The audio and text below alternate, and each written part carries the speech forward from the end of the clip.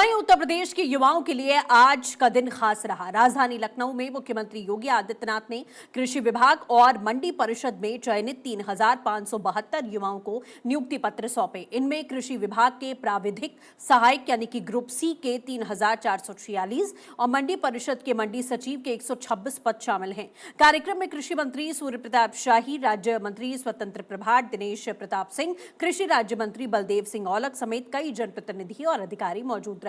नवनियुक्त युवाओं को बधाई देते हुए सीएम योगी आदित्यनाथ ने कहा कि बिना किसी भेदभाव और लेन देन की भर्ती प्रक्रिया पूरी करना बड़ी चुनौती है। उन्होंने कहा कि भर्ती में आरक्षण के नियमों का पालन करते हुए योग्य अभ्यर्थियों का चयन किया जा रहा है। मुख्यमंत्री ने दावा किया कि पिछले करीब 9.5 वर्षों में प्रदेश में लगभग 9,30,000 से अधिक युवाओं को सरकारी नौकरी दी गई है और किसी भी भर्ती को लेकर सवाल नहीं खड़ा हुआ।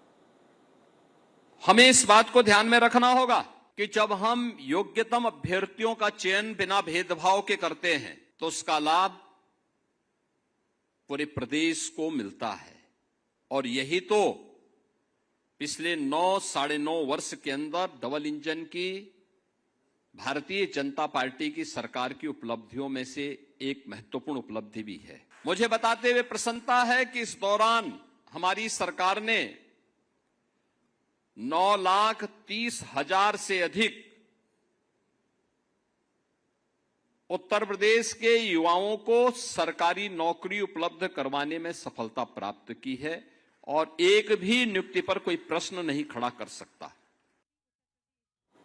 मुख्यमंत्री ने पिछली सरकारों पर निशाना साधते हुए कहा कि 2017 से पहले सरकारी भर्तियों में युवाओं को परेशानी का सामना करना पड़ता था। भर्ती प्रक्रिया में भ्रष्टाचार और सिफारिश का आरोप लगाते हुए उन्होंने कहा कि उनकी सरकार ने सत्ता में आते ही भर्ती प्रक्रिया को पारदर्शी बनाने का कार्य किया। ये भी कहा कि गड़बड़ी करने वालों के खिलाफ में सख्त कार्रवाई की गई। योगी ने यह भी कहा कि सरकार अगले 6 महीने में करीब 1 लाख और युवाओं को सरकारी नियुक्ति पत्र देने की तैयारी कर रही है। भर्ती बोर्डों से प्रक्रिया में लगने वाले समय को और कम करने का ऐलान भी मुख्यमंत्री की ओर से किया गया। हमने पहले दिन से तय कर रखा है कि जो 17 के पहले की परिपाटी थी कि नियुक्ति का विज्ञापन निकलता था, चाचा भतीजे की जोड़ी और महाभारत का पूरा खानदान फिर वसूली के लिए प्रदेश भर में निकल पड़ता था। नौजवान भटकता रहता था, परिणाम नहीं आता था।